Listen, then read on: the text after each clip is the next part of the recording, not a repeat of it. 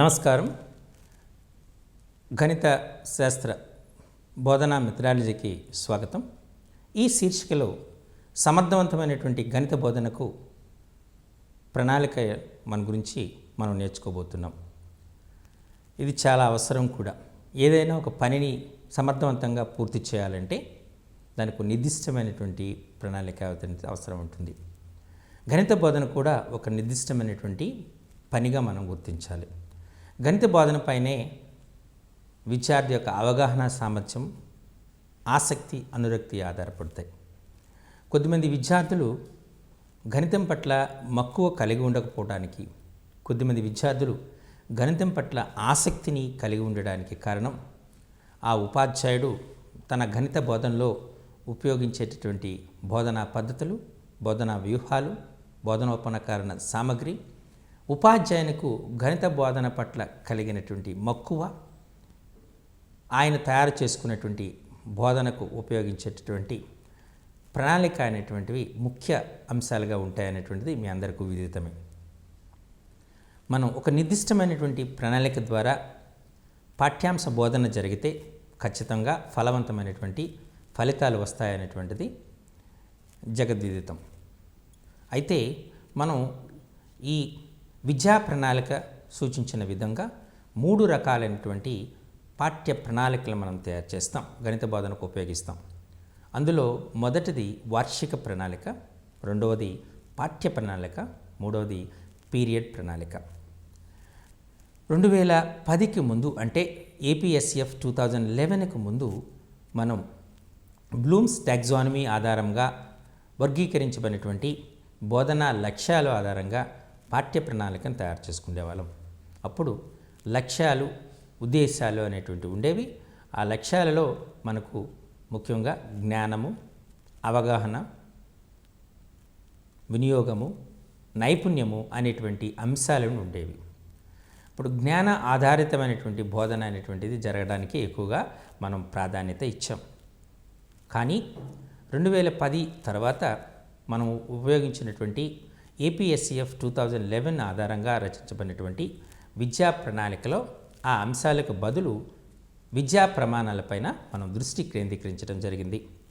గణితానికి ముఖ్యంగా 5 విద్యా ప్రమాణాలు ఉన్నాయనేది మీ అందరికీ తెలుసు. మొదటిది సమస్య సాధన, రెండవది కారణాలు చెప్పటం, మూడవది వ్యక్తీకరణ, నాలుగవది సహసంబంధము, ఐదవది దృశ్యీకరణ, ప్రాతినిధ్యపరచడం. వీటికి ఉపయోగించిన పదజాలం గణితంలో కూడా, ఇంగ్లీష్లో కూడా చెప్పుకోవాలంటే మనకు problem solving, reasoning and proof, communication, connections and representation and visualization అని అంటారు. పాఠ్యపుస్తకం వెనుక ప్రతి తరగతిలో కూడా ఆ పాఠ్యాంశాలకు సంబంధించినటువంటి విద్యా ప్రమాణాలని కూలంకుషంగా ఇవ్వటం జరిగింది. వీటిని కూడా మీరు చదివి పరీక్షకు వెళ్ళవలసి ఉంటుంది. ముందుగా మనం చెప్పుకోవాల్సినటువంటి మొదటి ప్రణాళిక వార్షిక ప్రణాళిక అనొచ్చు. ఈ వార్షిక ప్రణాళికల్లో మనం చూస్తే వార్షిక పథకము అంటారు. వార్షిక పథకాన్ని చూసినటువంటి దాన్ని చూస్తే ముఖ్యంగా మనకు జరిగినటువంటి ఈ వార్షిక ప్రణాళికలో వార్షిక పథకాన్ని తయారు చేసేటప్పుడు ఉపాధ్యాయులు దృష్టిలో ఉంచుకోవాల్సినటువంటి అంశాలని ముందుగా మనం పరిశీలిద్దాం. దీనిలో మనం చూసేటప్పుడు ఈ వార్షిక ప్రణాళికలో తయారు చేసినటువంటి అంశాలను మనం పరిశీలిస్తే మనం టెక్స్ట్ బుక్ని మాత్రమే చాలు. టెక్స్ట్ బుక్లో ఇండెక్స్ అనేటువంటి దాన్ని మనం ఇచ్చారు. ఆ ఇండెక్స్లో మనకు ఎలా ఇవ్వబడింది అంటే క్రమసంఖ్య, నెల, పాఠ్యాంశము, కేటాయించవలసినటువంటి పీరియడ్లు అనేటువంటిది క్లియర్గా ఇండెక్స్ రూపంలో మనకు చేయడం జరిగింది. అయితే ఇందులో కూడా మనం ఇదే అంశాలను తీసుకోవచ్చు, కానీ వార్షిక ప్రణాళికలో మాత్రం మరికొన్ని అంశాన్ని జోడించవలసి ఉంటుంది. మరి వార్షిక పథకాన్ని తయారు చేసేటప్పుడు ఉపాధ్యాయులు దృష్టిలో ఉంచుకోవాల్సినటువంటి వివిధ అంశాల గురించి మనం జాగ్రత్తగా పరిశీలిద్దాం. మొదటిది సంవత్సర కాలంలో బోధించవలసిన విషయాలని యూనిట్ల రూపంలో తీసుకోవాలి. అది టెక్స్ట్ బుక్లోనే ఉంటుంది. అంటే మనకు ఉదాహరణకు ఒక తరగతిలో 14 అంశాలు ఇచ్చామనుకోండి, ఆ 14 అంశాలని మనం బోధించాలనేటువంటి దాన్ని ఇది యూనిట్ రూపంలో ఉంటుంది. ఒక్కొక్క యూనిట్కి బోధించడానికి పట్టే కాలం అంటే పీరియడ్ల సంఖ్యని ఆ సంవత్సరం కాలంలో గణిత బోధనకు కేటాయించినటువంటి పీరియడ్ల సంఖ్యని చెప్పడం జరుగుతుంది. అలాగే బోధించవలసిన విషయాల ద్వారా సాధించవలసిన లక్ష్యాలు కూడా నిర్దేశించుకోవాల్సి ఉంటుంది. ఇక్కడ మనం సాధించవలసిన విద్యా ప్రమాణాలు అనేటువంటిది చెప్పడం జరుగుతుంది. ఒక్కొక్క నెలలో లభ్యమయ్యేటువంటి పీరియడ్ల సంఖ్య అంటే సెలవులు, పరీక్షల నిమిత్తము మొదలైనటువంటి దృష్టిలో ఉంచుకుని పీరియడ్ని నిర్ణయించాలి. ఈ అంశాలని ముందు నిర్ణయించుకోవాల్సిన అవసరం ఉంటుంది. అంటే సంవత్సర కాలంలో బోధించవలసిన విషయాలు ఏమిటి, వాటిని యూనిట్ రూపంలో చూపాలి. ఒక్కొక్క యూనిట్ను బోధించడానికి పట్టే కాలం అంటే పీరియడ్ల సంఖ్యని ముందుగా నిర్ణయించుకోవాలి. అలాగే బోధించవలసిన విషయాల ద్వారా సాధించవలసిన విద్యా ప్రమాణాలని మనం సిద్ధం చేసుకోవాలి. అలాగే ఒక్కొక్క నెలలో లభ్యమయ్యే పీరియడ్ల సంఖ్య, ఒక్కొక్క ఉదాహరణకి అక్టోబర్ నెలలో దసరా సెలవులు వచ్చే ఆస్కారం ఉంటుంది. జనవరి నెలలో మనకు పండగ సెలవులు, సంక్రాంతి సెలవులు వచ్చే ఆస్కారం ఉంటుంది. అలాగే జూన్, ఈ సంవత్సరం నుండి జూన్ 1 నుండే తరగతులు ప్రారంభమవుతాయి కాబట్టి జూన్ నెలలో కూడా ఎక్కువ పీరియడ్ల లభ్యమయ్యే ఆస్కారం ఉంది. కానీ ఇంతకుముందు అంటే కిందటి సంవత్సరం వరకు, అంటే ఇప్పటి వరకు ప్రజెంట్ సిచ్యువేషన్లో చూస్తే జూన్ 12 నుండి స్కూల్స్ ప్రారంభమవుతాయి కాబట్టి జూన్ మాసంలో కేవలం తక్కువ పీరియడ్ లభ్యమవుతాయని చూడవచ్చు. జూలై, ఆగస్టులో ఎక్కువగా పీరియడ్ లభ్యమయ్యే ఆస్కారం ఉంటుంది. అలాగే నవంబర్, డిసెంబర్లో కూడా పీరియడ్ల సంఖ్య ఎక్కువగా ఉంటుంది. ఫిబ్రవరి నెలలో తక్కువ పీరియడ్ల సంఖ్య లభ్యమవుతుంది. మార్చి నెల వచ్చేటప్పటికి పరీక్షల నిర్వహణ, ఇన్ని అంశాలు ఉంటాయి కాబట్టి అప్పుడు కూడా లభ్యమయ్యే పీరియడ్ల సంఖ్య తక్కువగా ఉంటుంది. ఈ అంశాలన్నింటినీ జాగ్రత్తగా గుర్తుపెట్టుకోవాల్సినటువంటి ఆస్కారం అనేటువంటిది, ఆవశ్యకత అనేటువంటిది ఎంతైనా ఉంది. మరి ఇప్పుడు అందుచేతనే మనకు ఈ వార్షిక ప్రణాళికను తయారు చేసుకోవడానికి వీలుగా మన ప్రభుత్వం వేసవి సెలవులకు ముందుగానే టెక్స్ట్ బుక్స్ అనేటువంటి విద్యార్థులకు, ఉపాధ్యాయులకు అందజేస్తుంది. విద్యార్థులు వివిధ అంశాలను చదివి దానికి సంబంధించినటువంటి జ్ఞానాన్ని సేకరిస్తారనేటువంటిది దాని వెనుక ఉద్దేశం.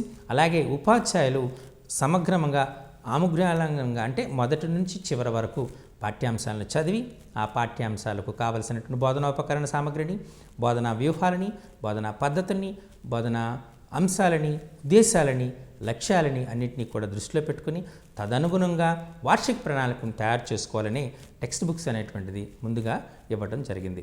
అయితే ఉపాధ్యాయుడు ఒకసారి వార్షిక పథకాన్ని తయారు చేసుకుంటే అది టెక్స్ట్ బుక్స్ మారేంత వరకు కూడా ఆ వార్షిక పథకాన్ని వాడుకోవచ్చు అనేటువంటి సూచన కూడా చేయడం జరిగింది. అయితే ప్రజెంటు వార్షిక పథకం ఎలా ఉంటుంది అనేటువంటి చూస్తే వార్షిక పథకంలో మొదటగా ముందు ఉపాధ్యాయుని యొక్క పేరు రాయాలి, ఏ తరగతి రాయాలి, అలాగే లభ్యమైనటువంటి బోధన పీరియడ్ల సంఖ్య రాయాలి, సంవత్సరం మొత్తానికి ఎన్ని పీరియడ్లు వచ్చాయని. అందులో ఈ మూల్యాంకనానికి అంటే మనకు ఈ ఫార్మేటివ్, సమ్మేటివ్ అసెస్మెంట్స్ కండక్ట్ చేయడానికి, అలాగే ప్రాజెక్ట్స్ కండక్ట్ చేయడానికి కేటాయించినటువంటి పీరియడ్ని చేసుకోవాలి. తర్వాత మనం తద్వారా సాధించవలసినటువంటి బోధనా ప్రమాణాలు అంటే విద్యా ప్రమాణాలని రాయాలి.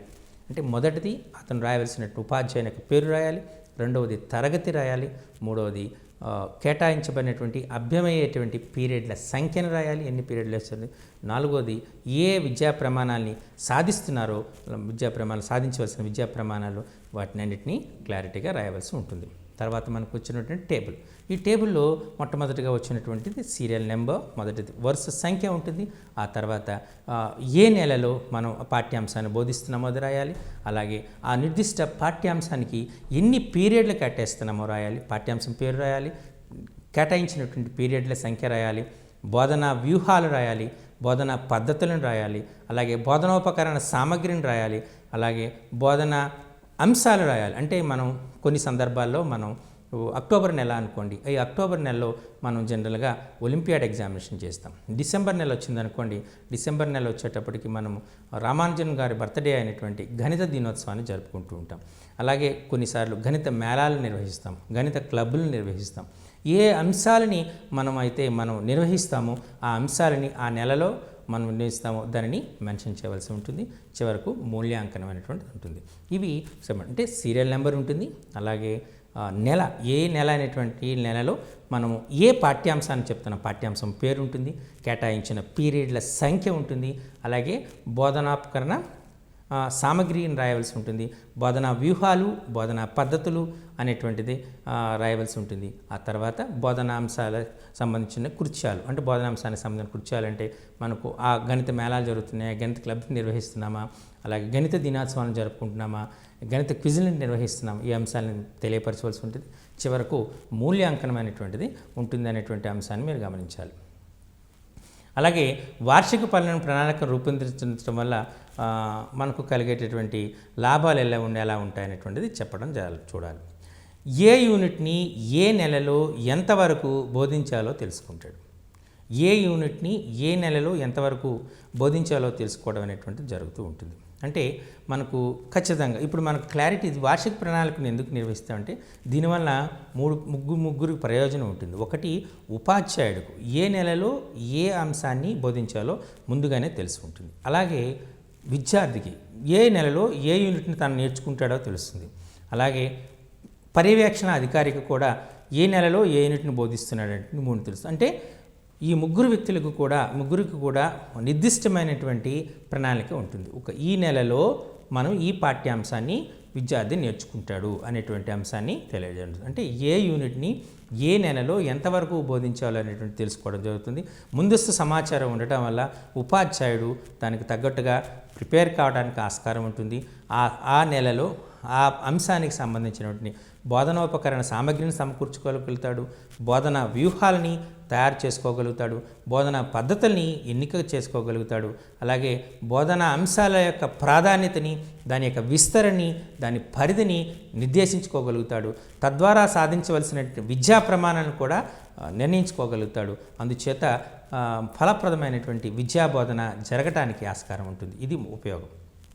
రెండోది, ఆ యూనిట్ ద్వారా తాను సాధించవలసిన లక్ష్యాన్ని తెలుసుకుంటాడు. ఆ యూనిట్ ద్వారా ఏమేమి లక్ష్యాలని సాధించాలనుకుంటున్నాడో తెలుసుకునేటువంటి ఆస్కారం ఉంటుంది. నిజ లక్ష్యాలంటే మనం ఇక్కడ విద్యా ప్రమాణాలు అనేటువంటి పదాన్ని వాడుతున్నాం.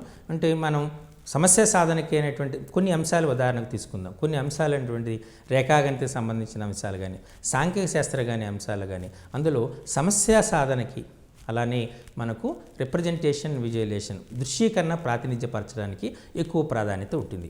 ఆ విద్యా ప్రణాళిక ఎక్కువ ప్రాధాన్యత ఉంటుంది. కారణాలు చెప్పటము, వ్యక్తీకరణము లేదా వివిధ అంశాలతో సహసంబంధము, ఈ మూడు విద్యా ప్రమాణాలకు తక్కువ స్కోప్ ఉండే ఆస్కారం ఉంటుంది. మరి అదే మనం రేఖాగణితం తీసుకున్నాం అనుకోండి, రేఖాగణితంలో మనకు ఈ దృశ్యీకరణము, ప్రాతినిధ్యపరచటము, సమస్యా సాధనము, కారణాలు చెప్పటము, ఈ అంశాలకు ఎక్కువ ప్రాధాన్యత ఉంటుంది. అలా ఒక్కొక్క చాప్టర్లో కొన్ని విద్యా ప్రమాణాలకు కానీ అన్ని విద్యా ప్రమాణాలకు కానీ ప్రాధాన్యత ఉంటుంది. ప్రాధాన్యత ఆధారంగా మనం ఆ విద్యా ప్రమాణాన్ని నిర్ణయించుకోవాలి. నిర్ణయించుకున్న అంశాలని సాధించడానికి మనం యొక్క కృత్యాలని నిర్ణయించుకోవాలి. మూడవది, ప్రణాళికాబద్ధంగా బోధించడానికి అలవాటు చేసుకుంటాడు. అంటే ఇక్కడ ఒక సిస్టమేటిక్ అప్రోచ్ అనేటువంటిది ఉంటుంది. జూన్ నెలలో ఈ బోధన జరగాలి, ఈ పాఠ్యాంశ బోధన జరగాలి. జూలై నెలలో ఈ పాఠ్యాంశ బోధన జరగాలి. జూలై నెలలో ఎక్కువ రోజులలో 2 అంశాలు, ఒక పాఠ్యాంశం పూర్తిగా కావాలి, మరొక పాఠ్యాంశంలో కొంత భాగం జరగాలి. ఇలా ఒక ప్రణాళికాబద్ధమైనటువంటి ఆలోచన ఉంటుంది. కాబట్టి ఆ విద్యాభ్యసన అనేటువంటిది ఒక నిర్దిష్టమైనటువంటి క్రమంతో కలిగి ఉంటుంది. కాబట్టి ఖచ్చితంగా అది ఫలప్రదం అవుతుంది. ఇవి అంశాలు అనేటువంటి. అలాగే మనం చూస్తే ఈ వార్షిక పథకం యొక్క ఈ వార్షిక పథకం చూసుకుంటే ఇందులో ఏ అంశాలు ఉంటాయనేటువంటిది మనం చూస్తే, వార్షిక పథకం యొక్క అంశాలను మనం జాగ్రత్తగా పరిశీలిస్తే, వార్షిక పథకంలో మనకు ముందుగా సీరియల్ నెంబర్ ఉంటుంది. ఇది పాత అది, మీరు దీన్ని చూస్తున్నటువంటిది. ఎనాలిసిస్ అనేటువంటి ఆఫ్ ద చాప్టర్, మనం చాప్టర్ అనేటువంటి తీసుకుంటున్నాం. ఎన్ని పీరియడ్ని మనం కేటాయించాం అనేటువంటిది చూస్తున్నాం. అంటే మనం ఎన్ని పీరియడ్లు కేటాయించాం, అంటే ఏ మంత్లో కేటాయించాం, ఎన్ని పీరియడ్లు కేటాయించాం అనేటువంటిది చెప్పడం జరుగుతుంది. అలాగే మనకు ఆ యాన్యువల్ సెలబ్రేషన్స్, క్యాలెండర్ అనేటువంటిది అది పాత విద్యా ప్రణాళిక. కానీ వాస్తవానికి ఈ వార్షిక పథకం అనేది ఇప్పుడు నేను చెప్పినట్టుగా సీరియల్ నెంబర్ ఉంటుంది. సీరియల్ నెంబర్ రాయాలి. నెల, ఏ నెలలో మనము నెల ఉంటుంది. మూడవది పాఠ్యాంశం, ఏ పాఠ్యాంశాన్ని మనం బోధించాలనుకుంటున్నాం. నాలుగవది ఈ బోధనా వ్యూహము, బోధనా పద్ధతి, బోధనా అంశము అనేటువంటిది ఏముంటుందో అక్కడ రాయవలసి ఉంటుంది. అలాగే బోధనోపకరణ సామగ్రి గురించి రాయవలసి ఉంటుంది. అలాగే బోధనాంశానికి సంబంధించినటువంటి అంశాలు చెప్పవలసి ఉంటుంది. అంటే మేళాలు కానీ, క్విజెస్ కానీ, గణిత దినోత్సవాలు కానీ, ఇటువంటి గణిత క్లబ్స్ కానీ నిర్వహించడం ఉంటే దాన్ని మెన్షన్ చేయాల్సి ఉంటుంది. తర్వాత చివరిగా ఉన్నటువంటిది ఎవాల్యుయేషన్, మూల్యాంకనం అనేటువంటిది అవసరం ఉంటుంది. ఇది వార్షిక ప్రణాళిక చేసేటప్పుడు. ఇందులో మనం చెప్పుకునేటప్పుడు మొదటగా మనం రాయవలసినటువంటి అంశం ఏంటంటే, మొట్టమొదటిగా మనం రాయవలసిన అంశము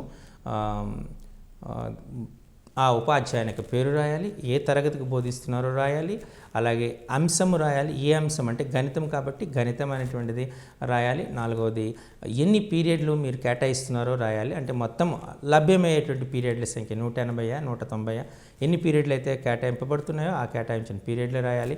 తర్వాత ఆ సంవత్సరంలో ఆ అకాడమిక్ క్యాలెండర్లో మనం ఆ విద్యా సంవత్సరంలో ఏ విద్యా ప్రమాణాలను సాధిస్తున్నారో ఆ విద్యా ప్రమాణాలని కూడా రాయడం ఉంటుంది. దీనికోసం మీరు ప్రత్యేకంగా కష్టపడవలసిన పని ఉండదు. విద్యా ప్రమాణాలు అనేటువంటివి టెక్స్ట్ బుక్ వెనుక పేజెస్లోనే క్లారిటీగా ఇవ్వబడ్డాయి. వీటిని మరి కాస్త ఇంప్రూవైజ్ చేసి మీరు రాసుకోవడానికి ఆస్కారం ఉంటుంది. ఆ తర్వాత మనం పట్టిక రూపంలో సీరియల్ నెంబర్, అలాగే మనం ఏ నెలలో చెప్పబోతున్నాము, ఎన్ని పీరియడ్లు మనం కేటాయించాము, ఏ పాఠ్యాంశాన్ని బోధిస్తున్నాము, ఈ పాఠ్యాంశాన్ని బోధించడానికి ఉపయోగించినటువంటి బోధన వ్యూహాలు, బోధన పద్ధతులు ఏమిటి, అలాగే బోధనోపకరణ సామగ్రి ఏమిటి, బోధనేతర అంశాలు ఏంటి, అలాగే చివరకు మూల్యాంకనము అనేటువంటిది మనం చెప్పడం సాధ్యమవుతుంది. ఈ తర్వాత ఆరవ అంశముగా మనం ఉపాధ్యాయుని యొక్క ప్రతిస్పందనలో రాయవలసి ఉంటుంది. ఉపాధ్యాయుని యొక్క ప్రతిస్పందనల కోసం సుమారు 6 నుంచి 7 పేజీలను ఖాళీగా విడిచిపెట్టడం జరిగింది. దీనికి కారణం ఏంటంటే పాఠ్యపుస్తకం పూర్తిగా అన్ని విషయాలు చర్చించడం సాధ్యం కాదు. విద్యార్థులకు, ఉపాధ్యాయులకు పాఠ్యాంశ అభివృద్ధిలో కొన్ని సందేహాల తలెత్తే అవకాశం ఉంటుంది. అలాగే వాటి కోసం కొన్ని రిఫరెన్స్ బుక్స్ అనేటువంటిది అవసరం ఉంటుంది. కొన్ని అంశాలపైన చర్చాపూరితమైనటువంటి వాతావరణం ఉంటుంది. వీటన్నిటిని గుర్తించి ఉపాధ్యాయుడు ఆ అంశాలలో స్పష్టతని లేదా అంశం యొక్క అభివృద్ధిని తెలియజేసేటువంటి అంశాల సేకరణ చేసి ఈ ఉపాధ్యాయుని యొక్క ప్రతిస్పందనలో తెలియజేయవలసి ఉంటుంది. చివరకు మనకు హెడ్ మాస్టర్ అంటే ప్రిన్సిపల్ యొక్క ప్రతిస్పందనలు కూడా రాయవలసి ఉంటుంది. ఇది వార్షిక పథకం. వార్షిక పథకం చాలా ఇంపార్టెంట్. ఎప్పుడైతే నిర్దిష్టమైన వార్షిక పథకాన్ని కలిగి ఉంటారో అది సమర్థవంతమైనటువంటి విద్యా బోధనకు సాధ్యపడుతుంది. ఇది చాలా ఇంపార్టెంట్ అంశంగా మీరు గుర్తించవలసి ఉంటుంది. మరి రెండవది యూనిట్ పథకం. ఈ యూనిట్ పథకంలోని అంశాల గురించి మనం ఆలోచిద్దాం. అసలు యూనిట్ పథకాన్ని మనం గణితం కాబట్టి యూనిట్ పథకం అంటాం. అది భాషకు సంబంధించినటువంటి అంటే తెలుగు కానీ, ఇంగ్లీష్ కానీ, ఉర్దూ కానీ, లేదా చివరకు వచ్చినటువంటి ఆంగ్లం కానీ, అంటే ఇంగ్లీష్ కానీ మనం తెలుగు తీసుకుంటే, హిందీ కానీ, వీటిని అంశం తీసుకుంటే ఇవి భాషా సంబంధమైనటువంటి అంశాలు కాబట్టి వీటిని మనము లెసన్ ప్లాన్ అని అంటాము. మనం గణితం నాన్ లాంగ్వేజెస్కి యూనిట్ ప్లాన్ అనేటువంటి వాడడం జరుగుతుంది. దీన్ని సింపుల్గా మనం పాఠ్య ప్రణాళిక అని కూడా అనడం జరుగుతూ ఉంటుంది. ఈ పాఠ్య ప్రణాళిక కోసం ముఖ్యంగా మనకు ప్రేరణ అవసరం. ఈ భాగంలో విద్యార్థులు ప్రేరణ పొంది ఆ యూనిట్ ఉద్దేశాన్ని గ్రహిస్తారు. అంటే మనకు ఒక పాఠ్యాంశం నేర్చుకోవటం వల్ల కలిగేటటువంటి ఉపయోగం ఏంటి, నేర్చుకోవాల్సిన ఆవశ్యకత ఏమిటి. అందుకని టెక్స్ట్ బుక్ను రాసేటప్పుడు టెక్స్ట్ బుక్లో మనకు ఒక పద్ధతిని వాడాం. అదేంటి అంటే నోషన్ ఆఫ్ ద చాప్టర్ అంటే ఆ పాఠ్యాంశాన్ని నేర్చుకోవటానికి కలిగినటువంటి ఆవశ్యకత ఏంటో మనం ముందు స్టార్ట్ చేసాం. ఏ విధంగా నిత్య జీవిత సంఘటనలతో సహసంబంధం కలిగి ఉందో తెలియపరచడం జరిగింది. దాని యొక్క పూర్వ జ్ఞానాన్ని తెలియపరిచే అంశాలను కూడా వివరణ జరిగింది. ఇది నోషన్ ఆఫ్ ద చాప్టర్ అనేటువంటిది. ఆ తర్వాత కాన్సెప్ట్ డెవలప్మెంట్ అంటే ఆ పాఠ్యాంశానికి సంబంధించినటువంటి విషయ పరిజ్ఞానాన్ని అభివృద్ధి చేయడం జరిగింది. తర్వాత మనం రాసినటువంటిది ఇవి చేయండి అంటే డూ దీస్ అనేటువంటిది ఇచ్చాం. అంటే ఆ పాఠ్యాంశ బోధన అయిన తర్వాత విద్యార్థులు నేరుగా ఆ పాఠ్యాంశాన్ని ఇవి చేయండిలో ఇచ్చినటువంటి ప్రశ్నలకు సమాధానాలు చేయగలగాలి. తరగతిలో ఉన్నటువంటి విద్యార్థులంతా ఆ ప్రశ్నలకు సమాధానం చేయగలిగారంటే ఉపాధ్యాయుడు ఎన్నుకున్నటువంటి బోధనా వ్యూహము, బోధనా పద్ధతి సరి అయినదే అనేటువంటిది ఉపాధ్యాయుడు అర్థం చేసుకోగలుగుతాడు. ఒకవేళ విద్యార్థులు చాలామంది ఆ ప్రశ్నలకు సమాధానం చేయలేకపోతే, రాయలేకపోతే తన బోధనా వ్యూహాన్ని మార్చుకుని మరోసారి ఉపాధ్యాయుడు బోధన సాగించవలసిన ఆవశ్యకత ఉంది. తర్వాత మనం కొన్ని మాదిరి ప్రశ్నలు ఇచ్చాము. ఉదాహరణ ప్రశ్నలు ఇచ్చాం, దానికి సమాధానాలు ఇచ్చాం. ఉపాధ్యాయుడు దీన్ని చర్చించవలసి ఉంటుంది. తర్వాత మనం ప్రయత్నించండి అనేటువంటి శీర్షిక ద్వారా విద్యార్థికి కొంత సామర్థ్యం కలిగేటువంటి ప్రశ్నలు ఇవ్వడం జరిగింది. ఇందులో విద్యార్థి నేరుగా స్వయంగా చేయగలుగుతాడు, లేదా తన సహాధ్యాయులతో చర్చించి చేయగలుగుతాడు, లేదా ఉపాధ్యాయుని యొక్క సహకారంతో చేయగలుగుతాడు. ఇది ప్రయత్నించండి అనే ప్రశ్న. తర్వాత మరికొన్ని ఉదాహరణ సమస్యలు ఇవ్వబడ్డాయి. తర్వాత ఆలోచించి చర్చించి రాయండి అనేటువంటి శీర్షిక ద్వారా కొన్ని ప్రశ్నలు ఇవి. ఇది బియాండ్ ద స్టాండర్డ్ అంటే తను నేర్చుకున్నటువంటి అంశాల కంటే కాస్త ఎక్కువ సామర్థ్యం కలిగినటువంటి ప్రశ్నలు ఉంటాయి. దాన్ని ఉపాధ్యాయుడితో చర్చించి లేదా తన పీర్ గ్రూప్స్తో కానీ తన ఇంట్లో కానీ ఈ విషయంపై చర్చ చేసి తద్వారా విషయ సంగ్రహణ చేసుకుని సమాధానం రాయవలసి ఉంటుంది. తర్వాత మనం అభ్యాసాలు ఇవ్వడం జరిగింది. అభ్యాసంలో ఉపాధ్యాయుడు కేవలం ఆ ప్రశ్నల వెనుకున్నటువంటి సామర్థ్యాలని లేదా ఆ ప్రశ్నల వెనుకున్నటువంటి కాన్సెప్ట్ని మాత్రమే ఎక్స్ప్లెయిన్ చేస్తాడు, వివరణ ఇస్తాడు. ఉపాధ్యాయుడు వివరణ ఇచ్చిన తర్వాత విద్యార్థులు దాన్ని హోంవర్క్గా ఆ ప్రశ్నలన్నిటికీ సమాధానాలు రాయవలసి ఉంటుంది. తర్వాత మనకు విద్యార్థుల్లో కొద్దిమంది విద్యార్థులు గణితం పట్ల ఆసక్తి అనురక్తి కలిగి ఉండటం వల్ల, గణిత అభ్యాసం పైన మక్కువ కలిగి ఉండటం వల్ల ఎక్కువ సామర్థ్యంతో కృషి చేస్తారు. కాబట్టి వాళ్ళ యొక్క అభిరుచులను కూడా తృప్తిపరచడానికే మనం ఆప్షనల్ ఎక్సర్సైజ్ అనేటువంటిది ఇవ్వబడింది. చివరిగా మనకు వాట్ యు లెర్న్డ్, మీరు ఏమి నేర్చుకున్నారు అనేటువంటి శీర్షిక ద్వారా ఒకసారి అంశాలనేటువంటి పునశ్చరణ చేయడం జరుగుతూ ఉంటుంది. ఇది ఒక పాఠ్యాంశంలో పాఠ్య పుస్తకంలో పాఠ్యాంశం ఇవ్వబడినటువంటి క్రమ పద్ధతి. ఈ పద్ధతిని విద్యార్థులకు ముందు అర్థమయ్యేటట్లుగా వివరణ చేయగలగాలి. ఆ పాఠ్యాంశం యొక్క గొప్పతనాన్ని నేర్చుకునేట్టుగా చేయాలి. ఇప్పుడు మనం ఏదైనా అంశాలు భిన్నాలు అన్నారు, భిన్నాలు తీసుకున్నారు. మీరు ఇంట్లోని తినేటువంటి ఆహార పదార్థాలని మీ ఇంట్లో అందరూ సర్దుకోవాలంటే ఎవరికి ఎంత భాగం అవసరం ఉంటుందో తెలుసుకోవాలంటే ముందు భిన్నాల గురించి తెలుసుకోవాల్సి ఉంటుంది. అలాగే మనం సంపాదన, మనం ఎంత సంపాదిస్తున్నాము, ఎంత ఖర్చు పెడుతున్నాము, ఎంత మిగిలిస్తున్నాము, ఎంత మిగతా వాటికి ఖర్చు పెడుతున్నాము, ఇలా మనం వర్గీకరణ చేయడానికి భిన్నాలు ఉపయోగపడతాయి. ఇలా భిన్నాలకు సంబంధించినటువంటి నిత్య జీవితంలో ఉన్నటువంటి దైనందిక కృత్యాలతో కలిగినటువంటి అనుబంధాన్ని మనం విశదీకరించవలసి ఉంటుంది. అలాగే మనం చూస్తే ముఖ్యంగా ఈ రకమైన ప్రేరణ కలిగించాలి. అంటే డైరెక్ట్గా ఉపాధ్యాయుడు తరగతి గదిలోకి వెళ్ళి పాఠ్యాంశాన్ని బోధిస్తే విద్యార్థి నేర్చుకోవడానికి ఉన్మీకరణ చూపడు, ఇంట్రెస్ట్ చూపడు. పాఠ్యాంశ బోధనలో పాఠ్యాంశ అభివృద్ధిలో ఆయన పాలు పంచుకోడు, వ్యాసివ్గానే ఉంటాడు. కాబట్టి విద్యార్థికి ముందుగా ప్రేరణ అయినటువంటి ఇవ్వాలి. అలాగే సంకీర్ణ దృష్టి, విద్యార్థులు ఆ యూనిట్ పరిధిని అర్థం చేసుకోవాలి. విద్యార్థులు అనేటువంటి ఎంత అర్థమయ్యేటట్లు చెప్పాలి. ఒక యూనిట్ అనేటువంటిది కేవలం ఆ తరగతి గదిలోనే ఆ తరగతి విద్యా సంవత్సరంలోనే పూర్తి చేయబడదు. అది ఉదాహరణకు 3వ తరగతిలో నేర్చుకునే అంశం 4వ తరగతిలోనూ 5వ తరగతిలోనూ చివరకు 6వ తరగతిలో కూడా నేర్చుకునేటువంటి ఆవశ్యకత ఉంటుంది. కాబట్టి విద్యార్థి ఆ యూనిట్ యొక్క పరిధిని కూడా అర్థం చేసుకోవాల్సి ఉంటుంది. అలాగే నేపథ్యం కూడా నేర్చుకోవాల్సి ఉంటుంది. అంటే దానికి ఉన్నటువంటి వెనుక ఉన్నటువంటి కాన్సెప్ట్ అయినటువంటిది ఏంటో అనేటువంటిది నేర్చుకోవాల్సి ఉంటుంది. ఇది చాలా ముఖ్యమైనటువంటి అంశం. అంటే మనం కొన్ని అంశాలు నేర్చుకుంటూ ఉంటాం. ఉదాహరణకి బైనరీ సిస్టమ్ అనేది నేర్చుకున్నాం. బైనరీ సిస్టమ్ నేర్చుకోవాలన్నప్పుడు దానికి ఎందుకు బైనరీ సిస్టమ్, ద్విసంఖ్యామానాన్ని ఎందుకు నేర్చుకోవాలి అనేటువంటి ఒక ఆలోచన విద్యార్థులకు వస్తుంది. ఇప్పుడు ద్విసంఖ్యామానాన్ని ఎందుకు నేర్చుకోవాలి అనగానే ద్విసంఖ్యామానంలో మనం 0, 1 అని వాడుతూ ఉంటాం. దీన్ని బైనరీ డిజిట్స్ అంటాం. వీటిని మనం బిట్స్ అని అంటాం.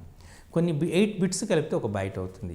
మనం ఈ బైట్స్లోనే కంప్యూటర్ యొక్క మెమరీని మనం కొలుస్తాం. అంటే కంప్యూటర్కి సామర్థ్యాన్ని బైట్స్లో కొలుస్తాం. అంటే కంప్యూటర్ల గురించి మనం అర్థం చేసుకోవాలనుకుంటే ముందు మనకు కావాల్సినటువంటిది ఏంటి అంటే ద్విసంఖ్యామానం. ఈ ద్విసంఖ్యామానము ఆధారంగానే డిజిటల్ కాన్సెప్ట్స్ అనేటువంటివి డెవలప్ అవుతాయి. దాని ఆధారంగానే మనము ఈ కంప్యూటర్స్ అనేటువంటి CPU ఎలా వర్క్ చేస్తుంది, డిఫరెంట్ లాంగ్వేజెస్ ఎలా ఉపయోగపడతాయి. అంటే మనం బైనరీ సిస్టము ద్విసంఖ్యామానం గురించి తెలిస్తేనే ఈ కంప్యూటర్స్ వాటి అంశాలను పూర్తిగా అవగాహన చేసుకోవడానికి ఆస్కారం ఉంటుంది అనేటువంటి దాని యొక్క ప్రాముఖ్యత, ముఖ్యంగా దాని యొక్క నేపథ్యం, ఏ సందర్భంలో ఈ బైనరీ సిస్టమ్ అనేటువంటి ఇంట్రడ్యూస్ చేయబడింది అనేటువంటి విద్యార్థులకు తెలియజేయాలి. దానివల్ల విద్యార్థుల యొక్క ఆ సబ్జెక్ట్ యొక్క లేదా అంశం యొక్క ఆవశ్యకతని విద్యార్థులు గుర్తెరిగి తనని నేర్చుకోవడానికి ఎక్కువగా ప్రయత్నం చేయవలసి ఉంటుంది. అలా దీనివల్ల విద్యార్థి ఏ యూనిట్లో ఏ దశలో ఉన్నాడో కూడా తెలుసుకుని ఆ దశ నుంచే ప్రారంభించే వీలవుతూ ఉంటుంది. మనం కొన్ని ప్రశ్నల ద్వారా బ్రెయిన్ స్టార్మింగ్ అంటారు. ఇది ఒక రకమైన బోధనా వ్యూహం. ఉపాధ్యాయుడు కొంత ప్రశ్నావళిని తయారు చేసుకోవాలి. ఆ ప్రశ్నావళి ఆధారంగా ప్రశ్నలు వేసి విద్యార్థుల యొక్క అవగాహన సామర్థ్యాన్ని, పూర్వజ్ఞాన స్థాయిని అంచనా వేసుకోవాలి. ఎప్పుడైతే అలా అంచనా వేసుకోగలుగుతాడో తద్వారా ఉపాధ్యాయుడు ఏ దశ నుంచి తన పాఠ్యాంశాన్ని ప్రారంభించాలనేటువంటిది నిర్ణయానికి వస్తాడు. ఇది చాలా ఇంపార్టెంట్ అయినటువంటి అంశం. మరి ఈ అంశం చూసిన తర్వాత మనకు మంచి యూనిట్ ప్రత్యేకమైన వ్యక్తిపరమైన అనుభవమైన కృత్యాలని ప్రారంభిస్తూగా ఉంటుంది. ఇప్పుడు మనం ఉదాహరణ తీసుకున్నాం అనుకోండి, ఒక యూనిట్ని తీసుకుంటున్నాం. ఆ యూనిట్ అనేటువంటిది మనకు ఒక ప్రత్యేకమైన వ్యక్తిపరమైన అనుభవాత్మక కృత్యాల ప్రాతిపదికగా ఉంటుంది. ఒక యూనిట్ మనం తీసుకున్నాం. ఆ యూనిట్ అనేటువంటిది మనం ఫర్ ఎగ్జాంపుల్ ఇప్పుడు ఆ, కాలము దూరము తీసుకున్నాం, అలాగే కాలము పని తీసుకున్నాం. అంటే అందులో మనం ఏం చేస్తున్నాం, కాలంకి పనికి మధ్య ఉన్నటువంటి సంబంధం ఏంటి, ఏ రకమైన సంబంధం ఉంది, ఒక పనిని వేగంగా చేస్తే ఎన్ని రోజులు పడుతుంది, ఆలస్యంగా చేస్తే మనుషుల సంఖ్య పెరిగితే పని చేసే దినాల సంఖ్య తగ్గుతుంది, అంతే కదా. లాభ సంఖ్య అంటే కాలం పెరిగితే చేయవలసినటువంటి పని దినాల సంఖ్య అనేటువంటి కాలం పెరుగుతుంది, అంటే కావాలంటే పనిచేసే వ్యక్తుల సంఖ్య అనేటువంటిది పెరుగుతుంది, పనిచేసిన వ్యక్తుల సంఖ్య పెరిగితే కాలం తగ్గుతుంది. ఇలా ఆ వివిధమైన కృత్యాలు, ఆ ఆసక్తికరమైన అంశాలు, వీటన్నిటిని ప్రాతిపదికంగా పాఠ్య రచన అనేటువంటిది జరుగుతూ ఉంటుంది. యూనిట్లో కృత్య శ్రేణి ఎక్కువగా ఉంటే విద్యార్థులకు ఆసక్తిగా కలిగి ఉంటుంది. ఆ యూనిట్ అనేటువంటి మనం తీసుకున్నాం, ఆ యూనిట్లో చాలా కృత్యాలు ఉన్నాయి అనుకోండి, విద్యార్థి అనేటువంటి వాడు ఆ యూనిట్ని నేర్చుకోవడానికి చాలా అంశాలు అనేటువంటి ప్రదర్శన చేస్తాడు. ఇప్పుడైతే అంశాలని ఎక్కువ కృత్యాలు ఉంటే విద్యార్థి నేరుగా కృత్యాల్లో పార్టిసిపేట్ చేస్తాడో, కృత్యాల్లో పాల్గొనడానికి ఆసక్తి పెంపొందిస్తాడు. ఎప్పుడైతే ఆసక్తిని పెంపొందిస్తాడో ఆ పాఠ్యాంశాన్ని నేర్చుకోవడానికి ఎక్కువగా ఆస్కారం ఉంటుంది. ఇది యూనిట్లో మనం ఎక్కువగా ఆయన పాలు పంచుకోవడానికి యూనిట్ డెవలప్మెంట్ అంటే యూనిట్లో విద్యార్థి తనకు సంబంధించినటువంటి అన్వయాలు ఉండాలి. అంటే నిత్య జీవిత సంఘటనలతో ఉన్నటువంటి అన్వయాలు ఉండాలన్నమాట. అంటే నిత్య జీవితంలో వివిధ సంఘటనల్లో ఆ యూనిట్లో ఉన్నటువంటి అంశాలకి సహసంబంధం కలిగి ఉండాలి. ఎప్పుడైతే సహసంబంధం కలిగి ఉంటుందో ఖచ్చితంగా ఆ యూనిట్ని నేర్చుకోవడానికి విద్యార్థి ఆసక్తిని ప్రదర్శిస్తారు. అధిక సామర్థ్యం గల విద్యార్థులకు ఆ యూనిట్లో పరస్పరము లేదా వాటిని పరిశీలించి వాటిని వెళ్ళడాన్ని నేర్చుకోవడానికి ఆస్కారం ఎక్కువగా ఉండాలి. ఇంతకుముందు నేను చెప్పినట్లు మన పాఠ్య పుస్తకంలో ఒక యూనిట్ ఇచ్చేటప్పుడు ఆ యూనిట్లో మనము do this, try this, think and discuss, అంటే మనం ఇవి చేయండి, ప్రయత్నించండి, ఆలోచించి చర్చించి రాయండి అనేటువంటి నిర్మాణాత్మక ప్రశ్నలే కాకుండా మాదిరి ప్రశ్నలు ఇచ్చి అంటే ఉదాహరణ ప్రశ్నలు, దాని సమాధానాలు, అభ్యాసాలు ఇచ్చాం. ఇవి బాగా చదివేటటువంటి అధిక సామర్థ్యం ఉన్నటువంటి విద్యార్థులను తృప్తిపరచకపోతే వాళ్ళని తృప్తిపరచడానికి మనం అనుబంధ ప్రశ్నలు అనేటివి ఇవ్వడం జరిగింది. దాన్ని ఆప్షనల్ ఎక్సర్సైజ్ అనేటువంటి దాన్ని ఇచ్చి తద్వారా ఆ విద్యార్థి యొక్క అధిక సామర్థ్యానికి మనం మెరుగుదిద్ది అతన్ని తృప్తిపరిచేటట్టుగా ప్రయత్నం జరగడం జరిగింది. మరి యూనిట్ పథకాన్ని తయారు చేసేటప్పుడు దృష్టిలో ఉంచుకోవాల్సినటువంటి ముఖ్య అంశాలు ఏంటి, యూనిట్ పథకాన్ని తయారు చేసేటప్పుడు దృష్టిలో ఉంచుకోవాల్సిన ముఖ్య అంశాలు ఏంటంటే విద్యార్థుల యొక్క పూర్వజ్ఞానాన్ని పరిశీలించాలి. విద్యార్థుల యొక్క పూర్వజ్ఞానం అనేటువంటిది చాలా అవసరం. ముందుగా పూర్వజ్ఞానానికి సంబంధించినటువంటి ప్రశ్నలు వేయాలి. అలాగే ఆ యూనిట్లో ఉన్నటువంటి సబ్ యూనిట్స్, అంటే ఒక పాఠ్యాంశాన్ని బోధించడానికి అందులో చాలా అంశాలు ఉంటాయి. ఆ అంశాలను ఫర్ ఎగ్జాంపుల్ ఇంతకుముందు తీసుకున్నట్టే నేను భిన్నాలు తీసుకున్నాను. భిన్నంలో ఉన్నటువంటి భాగాలు ఏంటి, భిన్నం తీసుకున్నారనుకోండి, లవము, హారము, వీటి మధ్య సంబంధం ఏంటి, భిన్నాల్లో రకాలు ఏమిటి, భిన్నాల్లో రకాలైన తర్వాత భిన్నాల యొక్క చతుర్విధ ప్రక్రియలు, అంటే కూడిక, తీసివేత, గుణకారము, భాగహారం, ఇవి అంశాలు అనుకోండి. ఈ అంశాలని మనం అంశాల ఆధారంగా పీరియడ్ని కేటాయించాలి. భిన్నము అనేటువంటిది పాఠ్యాంశం యొక్క పేరు, అంతేనా. మరి ఈ భిన్నం అంటే ఏమిటి, భిన్నంలో భాగాలు ఏమిటి, భిన్నంలో రకాలు ఏమిటి, భిన్నంలో చతుర్విధ ప్రక్రియలను ఏ విధంగా చేయాలి, అలాగే భిన్నాలకు సంబంధించినటువంటి ఈ పద సమస్యలు ఏమిటి, వీటన్నిటిని కూడా మనం వివిధ అంశాలుగా, వివిధ సహపాఠ్యాంశాలుగా, అంటే సబ్ యూనిట్స్గా మనం డివైడ్ చేసుకుంటే ఆ డివైడ్ చేసేటప్పుడు వాటికి కేటాయించాల్సిన పీరియడ్లు ఏమిటి, ఒక్కొక్క యూనిట్లో విషయ విశ్లేషణ జరగాలి, ఏ అంశం అనేటువంటిది ఇవ్వబడింది, ఆ అంశం యొక్క ఏంటి. అలాగే ప్రతి యూనిట్లో సబ్ యూనిట్లో ఉన్నటువంటి విషయం ద్వారా సాధించవలసినటువంటి అంతకుముందు లక్ష్యాలు స్పష్టీకరణలు అనేవాళ్ళం. ఇప్పుడు లక్ష్యాలు స్పష్టీకరణలు కావు.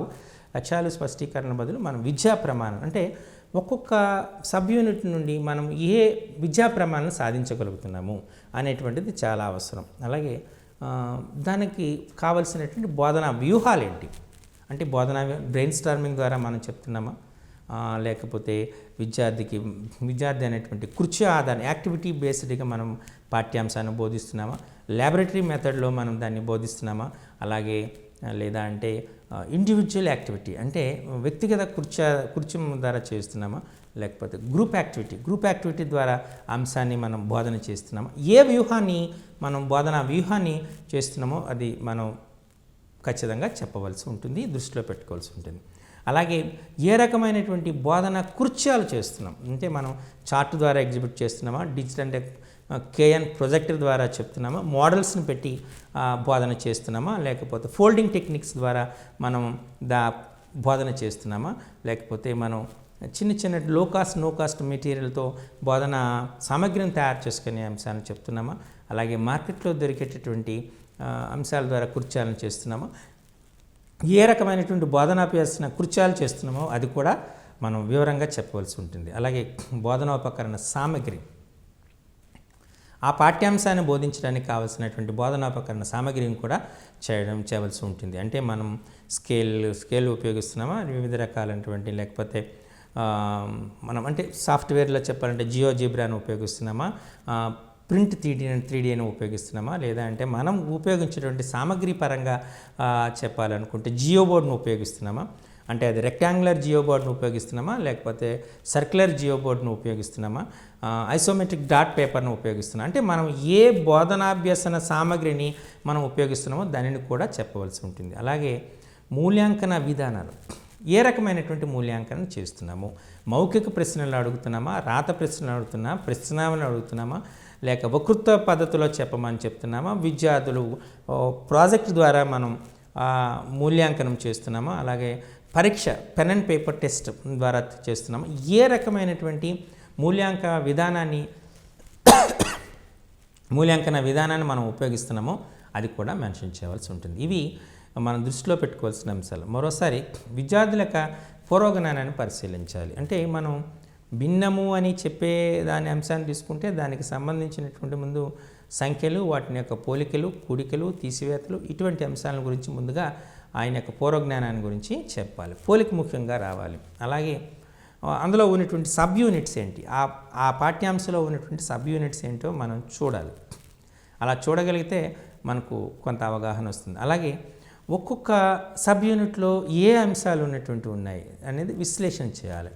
అలాగే ప్రతి సబ్ యూనిట్కి మనం చెప్పేటప్పుడు ఆ సబ్ యూనిట్ ద్వారా సాధించవలసినటువంటి విద్యా ప్రమాణాలు ఏంటో చెప్పాలి. అలాగే అభ్యసన వ్యూహాలు చెప్పాలి, బోధనాభ్యసన కృత్యాలు చెప్పాలి, బోధనా పద్ధతిని గురించి తెలియజేయాలి, బోధనోపకరణ సామగ్రిని గురించి తెలియచేయాలి, అలాగే మూల్యాంకన విధానాలను కూడా మనం చెప్పడం చేయాలి. ఇలా చేస్తే ఉపయోగపడుతుంది. మరి సమగ్ర యూనిట్ పథకం ఎలా ఉంటుందో ఇప్పుడు చూద్దాం. ఇంతకుముందు సమగ్ర యూనిట్ పథకం ఎలా ఉండేదని, ఇప్పుడు ఎలా ఉందని రెండింటిని కంపేర్ చేసి నేను చెప్పడానికి ప్రయత్నం చేస్తాను. పూర్వం మనం వాడేటప్పుడు వరుస సంఖ్య ఉండేది, సబ్ యూనిట్ అనేటువంటిది ఉండాలి, అలాగే విషయ విశ్లేషణ అనేటువంటిది ఉండేది, లక్ష్యాలు స్పష్టీకరణలు ఉండేవి.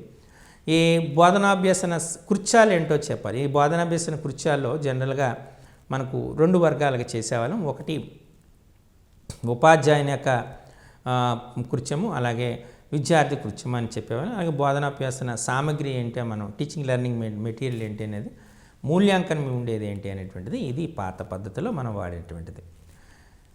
సో ఇప్పుడు మనం దీన్ని హెర్బిస్టన్ స్టెప్స్ అనేటువంటి కూడా అనేవాళ్ళు. ఇప్పుడు మనం వాడుతున్నటువంటి యూనిట్ పథకంలో మనం ముందు వరుస సంఖ్య చెప్తున్నాము, అలాగే పాఠ్యాంశం ఏంటో చెప్తున్నాం, ఆ పాఠ్యాంశంలో నెక్స్ట్ సబ్ యూనిట్స్ ఏంటో చెప్తున్నాం. ఈ సబ్ యూనిట్స్ చెప్పిన తర్వాత మనం ఈ సబ్ యూనిట్స్ చెప్పడం జరుగుతుంది. ఈ సబ్ యూనిట్స్ చెప్పిన తర్వాత ఏ బోధనా వ్యూహాన్ని వాడుతున్నాం, ఏ బోధనా పద్ధతిని వాడుతున్నాం, ఏ బోధనాభ్యసన సామగ్రిని వాడుతున్నాము, అలాగే మనకు మూల్యాంకనం చేస్తున్నాం. ముందు ఇక్కడ మనకు ఉండేటువంటి సిస్టమ్ ఏంటంటే, ముందు ఉపాధ్యాయుని యొక్క పేరు, తరగతి పేరు, అలాగే పాఠ్యాంశం పేరు, అంటే సబ్ యూనిట్ పేరు అనేటువంటిది అంటే మనం పాఠ్యాంశం పేరు రాస్తాం, ఎందుకంటే ఇది యూనిట్ ప్లేన్ కాబట్టి పాఠ్యాంశం పేరు. ఈ పాఠ్యాంశం పేరు రాసిన తర్వాత సాధించవలసినటువంటి విద్యా ప్రమాణాలు అయిన తర్వాత ఈ ట్యాబ్లర్ ఫామ్ అనేటువంటిది రాయడం జరుగుతుంది. తర్వాత మనకు వచ్చింది ఉపాధ్యాయుని యొక్క ప్రతిస్పందనలు, ప్రధాన ఉపాధ్యాయుని యొక్క ప్రతిస్పందనలు. ఇది ప్రస్తుతం వాడుతున్నటువంటి టేబుల్గా మనం గ్రహించవలసి ఉంటుంది. అన్నిటికీ తేడా మీరు అబ్జర్వ్ చేసి ఉంటారు.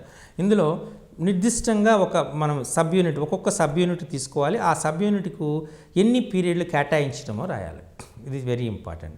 ఆ సబ్ యూనిట్ తీసుకున్నాం, ఎన్ని పీరియడ్లు కేటాయించాం, ఆ పీరియడ్లో ఏ బోధనాభ్యాసం కృత్యాలు చేస్తున్నాం అనేటువంటిది మెన్షన్ చేయడం అనేటువంటిది ఈ పాఠ్య పథకం రాయటం వల్ల కలిగేటటువంటి ఉపయోగం ఏంటి, ఇది చాలా ఇంపార్టెంట్. పాఠ్య పథకం రాయడం వల్ల కలిగేటటువంటి ఉపయోగాలు ఏంటంటే, నిర్దేశించిన లక్ష్యాలని చేరుకోవచ్చు. మనం ఇక్కడ లక్ష్యాలు అనేటువంటి పదాన్ని వాడడం.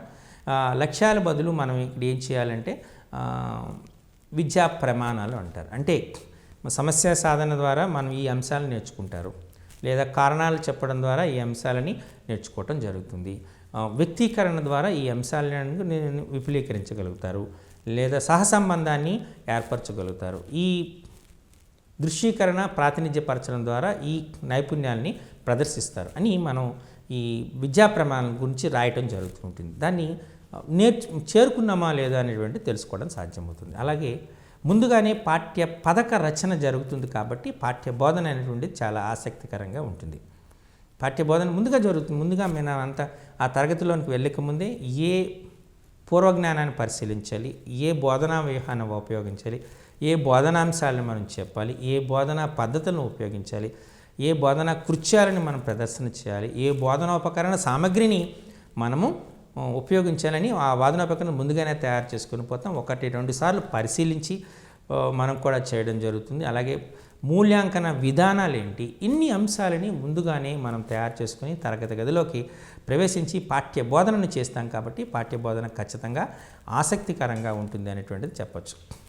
మరి ఈ పాఠ్య పథకం వల్ల ముఖ్యంగా మనకేమవుతుందంటే పాఠ్య పథకం వల్ల కాలం ఆదా అవుతుంది. కాలం చాలా సులువు అవుతుంది. అప్పటికప్పుడు వెళ్ళి ఏ బోధనా పద్ధతిని మనం ఉపయోగించాలో తెలియక ఉపాధ్యాయుడు కంగారుగా ఉండేటప్పటికంటే ఉపాధ్యాయుడు ముందుగానే పాఠ్యపథక రచన చేసేటప్పుడు తన అంశాలన్నింటినీ కూడా ఒక క్రమ పద్ధతిలో తన మస్తిష్కంలో ఉంటాయి కాబట్టి సులభంగా పాఠ్యబోధన జరుగుతుంది. కాబట్టి ఇటువంటి సమయము వృధా కాదు అనేటువంటి ఖచ్చితంగా చెప్పచ్చు.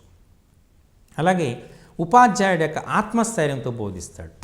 ముందుగా ప్రిపేర్ అయ్యి వచ్చాడు కాబట్టి ఎటువంటి ప్రశ్నలకు సమాధానం సాధ్యం కాకుండా ఖచ్చితంగా ఉపాధ్యాయుడు ఆత్మస్థైర్యంతో చాలా ధైర్యంగా ఉపాధ్యాయుడు పాఠ్యాంశాన్ని బోధించడానికి చాలా ఎఫెక్టివ్గా, ముఖ్యంగా చాలా ఎఫెక్టివ్గా, చాలా నైపుణ్యంగా బోధించడానికి ఆస్కారం ఉంటుంది. అందుచేతనే ప్రతి ఉపాధ్యాయుడు తన మినిమం రెస్పాన్సిబిలిటీ అంటే పాఠ్యాంశాలు బోధించేటప్పుడు తరగతి గదిలో వెళ్ళే ముందుగానే పాఠ్య ప్రణాళిక రచన అనేటువంటిది ఖచ్చితంగా చేయాలి. ఇది ఎస్సీఆర్టీ కూడా మ్యాండేటరీ చేయడం జరిగింది. ఉపాధ్యాయుడు ఖచ్చితంగా పాఠ్య ప్రణాళికను తయారు చేసుకుని పాఠ్యాంశ బోధనకు కావలసిన బోధనోపకరణ సామగ్రిని కూడా తయారు చేసుకుని అప్పుడే తరగతి గదిలోకి ప్రవేశించాలనేటువంటి నిర్దేశించడం జరిగింది. తద్వారా ఉపాధ్యాయునికే కాకుండా ఉపాధ్యాయుని యొక్క ఆత్మస్థైర్యాన్ని పెంపొందించడానికి కూడా ఆస్కారం ఉంటుంది అనేటువంటి చెప్పడం జరిగింది. అలాగే మూల్యాంకనం క్రమబద్ధంగా జరుగుతుంది. అంటే అప్పటికప్పుడు ప్రశ్న వేయాలంటే ఉపాధ్యాయుడు స్పాంటేనియస్గా ప్రశ్నలు వేయాలంటే కష్టమవుతుంది. కానీ ఏ ప్రశ్నని ఏ సందర్భంలో ఎలా అడగాలి అనేటిని ముందుగానే నిర్ణయించుకుంటాడు. కాబట్టి మూల్యాంకనం చాలా క్రమబద్ధంగా జరుగుతుంది, చాలా ప్రయోజనకారిగా కూడా ఉండడం జరుగుతుంది. మరి ఇంతకుముందు మీకు చెప్పినట్టు హెర్బటిస్టన్ స్టెప్స్ అనేటువంటిది మనం చేసాం. ముందు అంటే అప్పుడు ఎలా ఉండేది పాత దానిలో, ముందు ప్రిపరేషన్ అంటే తయారు చేసుకోవడం ఉంటుంది. తర్వాత సెకండ్ సమర్పణ ప్రజెంటేషన్ అనేటువంటిది ఉంటుంది. థర్డ్ సంసర్గం అసోసియేషన్ ఉంటుంది. అంటే ముందు ప్రిపేర్ చేసుకోవాలనుకుంటే అందులో పూర్వజ్ఞానాన్ని పరిశీలించడం జరగాలి, అది ప్రిపరేషన్. సమర్పణ అంటే అనౌన్స్మెంట్ ఆఫ్ ద టాపిక్ని అనౌన్స్ చేస్తాడు, తర్వాత వివిధ కృత్యాల ద్వారా డెవలప్ చేస్తాడు, దాన్నే సంసర్గం అంటారు. ఆ తర్వాత వచ్చినటువంటి జనరలైజేషన్ అంటే సాధారణీకరణం చేస్తాడు. ఈ సాధారణీకరణం ద్వారా అంటే తను నేర్చుకున్నటువంటి అంశాలని మనం చెప్పటం. ఇప్పుడు మనం చక్రవడ్డీకి సూత్రం కనుక్కుందాం. మొదటి సంవత్సరానికి వడ్డీ P/1+R/100 మొత్తం P అక్కడ మనం తీసుకున్నాం P+P/1+R/100. తర్వాత సెకండ్ ఇయర్కి వచ్చినప్పటికి ఏమవుతుంది, అది P/1+R/100² మొత్తానికి సూత్రం. థర్డ్ ఇయర్కి వచ్చిన P/1+R/100³ ఫోర్త్ ఇయర్కి వచ్చేటప్పుడు P/1+R/100^4 కాబట్టి ఎన్నవ సంవత్సరానికి అంటే P/1+R/100^n అని సాధారణీకరణము చేయటము జరుగుతూ ఉంటుంది. భిన్నాన్ని పరిశీలించేటప్పుడు అందులో లవము కంటే హారం ఎక్కువగా ఉందనుకోండి క్రమ భిన్నము అంటాడు. లవము కంటే హారము తక్కువ ఉందనుకోండి అపక్రమ భిన్నం అంటాడు. ఒక సంఖ్యా భిన్నము కలయిక ఉందనుకోండి మిశ్రమ భిన్నము అంటాడు. అందులోనే మనకు అపక్రమ భిన్నము ఎల్లప్పుడూ 1 కంటే ఎక్కువ ఉంటుంది, క్రమ భిన్నం విలువ ఎల్లప్పుడూ 1 కంటే తక్కువ ఉంటుంది అనేటువంటి ఈ విధంగా అంశాలని ఆయన సాధారణీకరణ చేయడానికి సాధారణీకరణం చేయాలి. అలాగే తను నేర్చుకున్నటువంటి అంశాలని మిగతా సమస్యల సాధనకు ఉపయోగించడానికి ఉంది, అంటే అన్వయించడం రావాలి. పద సమస్యల సాధనకు ఉపయోగించడానికి రావాలి, ఇచ్చిన సమస్యని విశ్లేషణ చేయడానికి గురించి రావాలి, ఏ సూత్రాన్ని ఏ సందర్భంలో ఉపయోగించడం రావాలి, ఈ రకమైనటువంటి అన్వయ సామర్థ్యాన్ని అప్లికేషన్ కలిగి ఉండాలి. చివరిగా వచ్చిన పునర్విమర్శ. ఇంతవరకు నేర్చుకున్నటువంటి అంశాలపైన పునర్విమర్శ అనేటువంటిది చేయటం జరుగుతుంది. అంటే రీక్యాప్చులేషన్, అలా రీక్యాప్చులేషన్ జరగడానికి ఎక్కువగా ఆస్కారం ఉంటుంది. ఇది జనరల్గా మనం ఉపయోగించినటువంటి పాఠ్యపథక రచనలో మనం చూస్తున్నటువంటిది. అయితే ఇందులో మనం ఈ తర్వాత వచ్చినటువంటిది పీరియడ్ ప్లాన్ అంటారు. ఈ పీరియడ్ ప్లాన్లో జనరల్గా పీరియడ్ ప్లాన్ కూడా నిర్వహిస్తారు. దీన్ని పీరియడ్ ప్లాన్ అనేది ఒక నిర్దిష్టమైన పీరియడ్లో ఉపాధ్యాయుడు తను నిర్వర్తించవలసిన కార్యక్రమాల క్రమం అన్నమాట. అంటే మనం ప్రతి పీరియడ్లో కూడా ఒక సహపాఠ్యాంశం ఎన్నుకుంటాడు. ఈ సహపాఠ్యాంశాన్ని అంటే సబ్ యూనిట్, ఆ సబ్ యూనిట్ని ఏ విధంగా బోధిస్తాడనేది రాయాలి. ఇందులో ఫస్ట్ మనం ఏంటంటే మనకు పరిచయ కార్యక్రమం జరగాలి. అంటే ఉపాధ్యాయుడు విద్యార్థిని గ్రీట్ చేయాలి. అంటే good morning children or good morning students అంటే విద్యార్థులు కూడా. నెక్స్ట్ మోటివేషన్, విద్యార్థుల్ని మోటివేట్ చేయాలి. అంటే ఆ అభ్యసనం పట్ల మోటివేషన్ ద్వారా మనం సాధించవలసిందంటే రెడీనెస్, విద్యార్థులకు రెడీనెస్, పాఠ్యాంశాన్ని వినేటట్టుగా ఉండాలి. అక్కడ బృంద చర్చ జరగచ్చు, లేదా అంటే బ్రెయిన్ స్టార్మింగ్ జరగచ్చు. వివిధ బోధనా వ్యూహాలను అన్వయించుకొని ఈ ప్రక్రియను చేయాలి. ఇలా మోటివేషన్ చేసిన తర్వాత మనకు టెస్టింగ్ ఆఫ్ ప్రీవియస్ అనేది విద్యార్థుల యొక్క పూర్వ జ్ఞానాన్ని పరిశీలించాలి. తద్వారా ఒక అంచనాకు రావాలి. ఏ దశ నుంచి పాఠ్యాంశాన్ని మనం బోధించాలో ఉపాధ్యాయుడు చెప్పాలి. ముందు తరగతిలో నేర్చుకున్నటువంటి అంశాలకు పునర్విమర్శ చేయాలి, దాని నుంచి చెప్పాలి. తద్వారా పాఠ్యాంశ డెవలప్మెంట్ని స్టార్ట్ చేయాలి. చేస్తున్నప్పుడే కృత్య ఆధారిత బోధన సాగించాలి. అలాగే విద్యార్థుల్లో కూడా తనలో పార్టిసిపేట్ చేయించాలి. వివిధ బోధనా ప్రక్రియల గురించి చెప్పాలి.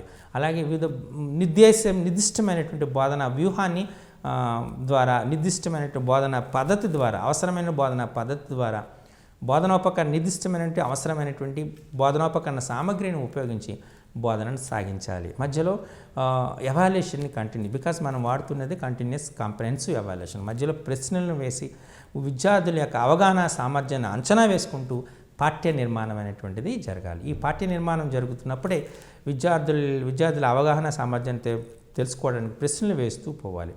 పాఠ్యాంశం అనేటువంటి ఎన్నుకున్నటువంటి సహపాఠ్యాంశం సబ్ యూనిట్ అనేటువంటిది చాలా లిమిటెడ్గా ఉండాలి. అంటే సంక్షిప్తంగా ఉండాలి.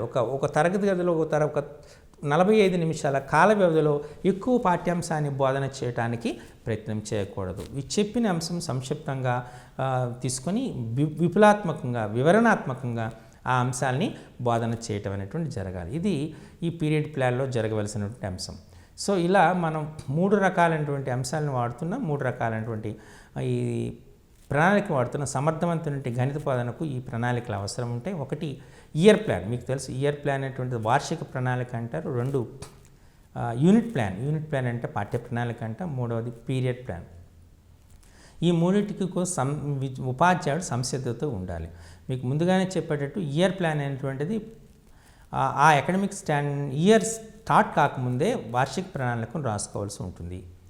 ఆ ప్రత్యేకమైనటువంటి తరగతికి, ఆ తరగతికి ఎన్ని పాఠ్యాంశాలు, ఎన్ని యూనిట్స్ ఇవ్వబడ్డాయి, ఆ యూనిట్స్కు ఎన్ని కేటాయించబడినటువంటి పీరియడ్ల సంఖ్య ఎంత, ఒక్కొక్క పాఠ్యాంశానికి ఎన్ని పీరియడ్లు కేటాయించాలి అనేటువంటి దాన్ని ఆధారంగా చేసుకొని వార్షిక ప్రణాళిక తయారు చేసుకోవాలి. దీనికోసం ప్రత్యేకంగా ఉపాధ్యాయుడు పెద్దగా కష్టపడవలసిన పని లేదు. ఆల్రెడీ టెక్స్ట్ బుక్లోని ఆ పాఠ్యాంశానికి కేటాయించబడిన పీరియడ్ని ఇవ్వబడ్డాయి. ఇవి టెంటేటివ్గా ఉంటాయి, వీటి ఫ్లెక్సిబుల్గా ఉంటాయి. కాబట్టి ఉపాధ్యాయుడు తన తరగతి గది యొక్క అవగాహన సామర్థ్యము ఆధారంగానే ఆ పాఠ్యాంశ కేటాయించిన పీరియడ్ని నిర్ణయించుకోవచ్చు. అంటే మనం ఒక పాఠ్యాంశం బోధించడానికి 10 పీరియడ్లు సరిపోతాయి అనేటువంటిది మనం చెప్తే అతను 10 నుంచి ఇంకో 11 కానీ 12 కానీ, అంటే తన సౌలభ్యం గారు 12 కానీ చేసుకోవచ్చు. లేదా అంటే 8 పీరియడ్లు లేదా 9 పీరియడ్లు కూడా కేటాయించుకోవచ్చు. ఈ రకంగా పీరియడ్లని కేటాయించి రాసుకోవడం జరుగుతుంది. అయితే ఇందులో ఏ రకమైనటువంటి విద్యా ప్రమాణాలని మనం సాధించబోతున్నాము,